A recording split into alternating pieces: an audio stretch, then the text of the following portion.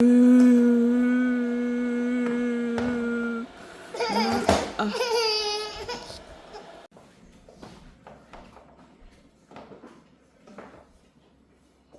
sẽ cả lên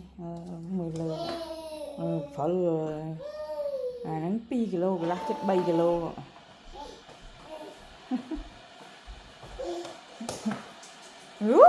mau con anh banh mama mí con anh banh mama mí wow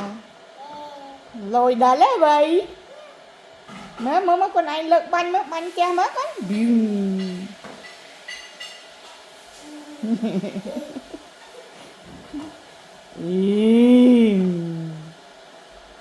mới đạp lông á con đạp